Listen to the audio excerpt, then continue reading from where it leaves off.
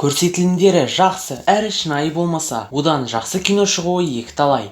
Тек бүкіл әлемнің үмітін асырған адамдардың өміріне негізделген фильмдер қызықты оқиғаға кепілдік болған жағдайда ғана. Сәлем достар, сіздермен бірге бәрі бар арнасы. Бүгін біз сіздерге бірінші кадрдан ілінген нағыз генийлер туралы топ 10 фильмді ұсынбақпыз.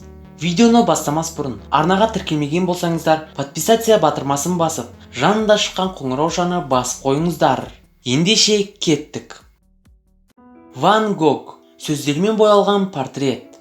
Басты рөлдерде Бенедикт Кембридж, Джейн Паркер, Эйдан МакАрдл ойнайды.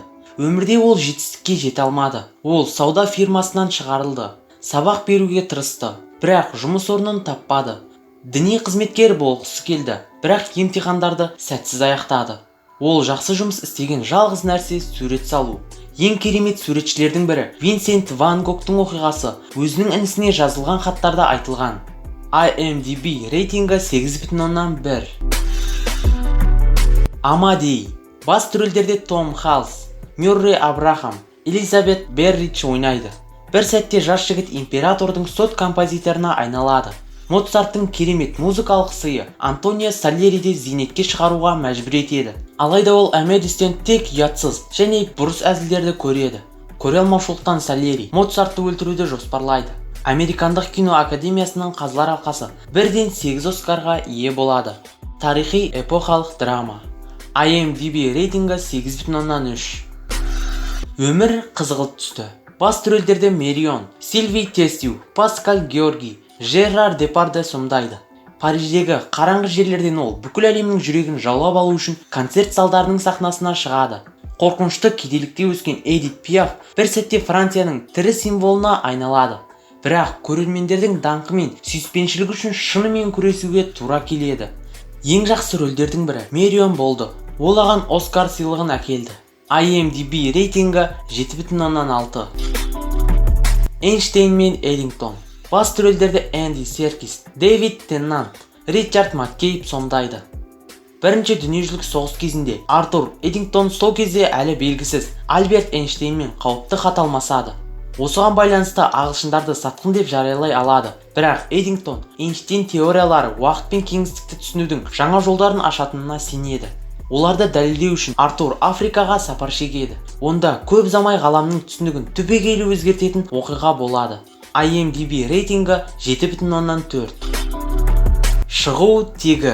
Басты рөлдерде Пол Беттани, Дженнифер Коннелли, Бенедикт Кембридж, Джереми Нортем, Тобби Джонс ойнайды. 19 ғасырдың ортасында Чарльз Дарвин түрлердің пайда болуы туралы өзінің теориясын жариялады. Оның идеялары Құдайдың бар екендігіне күмән келтіреді. Енді қоғам ғалымды жоққа шығарып қана қоймайды. Тіпті оның діндар әйелі де жұбайына қолдау көрсетуге дайын болмайды. Жансыз ойға берілген бұл әңгіме кейбір шабуылдарға ғана төтеп беріп, кейбір еңбектері болса адамзатқа алға қадам жасауға мүмкіндік береді. IMDb рейтингі 6,7. Чаплин. Басты рөлдерде Роберт Дауни мен және Энтони Хопкинс сомдайды. Күлімсіреуге көмектесе алмайтын адам Чарли Чаплин. Бірақ бұл таныс кескіннің артында не тұр? Қайыршы бала Оскар сыйлығының иегері және режиссерге айналады. Ол осы сапардың ортасында қандай еді? Роберт Дауни бұл қақпақты біз үшін ашты және оны өте шебер сомдады. IMDb рейтингі 7,6. Хичкок. Басты рөлдерде Энтони Хопкинс, Хелен Миррен, Скарлетт Йоханссон сомдайды.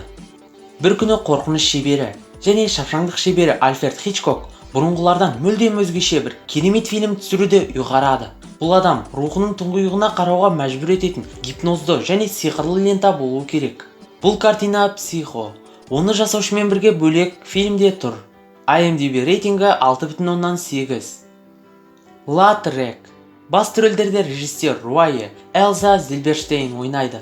Оның есімі Анри де Тулуз-Латрек. Ол психологиялық портреттің шебері және театрландырылған плакаттарды жасаушы. Париждің барлығы дерлік оны біледі, әсіресе оның богемиясын. Ол Монмартр сахнасынан кетпейді. Белгілі француз суретшісінің өмірі мен қайғылы қазасы туралы фильм. Ол құрғақ деректі фильмдерден басым түседі. IMDb рейтингі 6,8. Гений. Басты рөлдерде Колин Фёрд, Джуд Лоу, Никол Кидман ойнайды. Басқа әлеммен емес, өз-өзімен күрескен жазушының тағы бір оқиғасы. Бұл Томас Вульф, әдеби жоғалған ұрпақтың жарқын өкілі. Оның өмірі толығымен бас айналу мен құлдыраудан тұрады. Жоғары сапалы және атмосфералық кино. IMDb рейтингі 6,5. Кремний алқабындағы қарақшылар.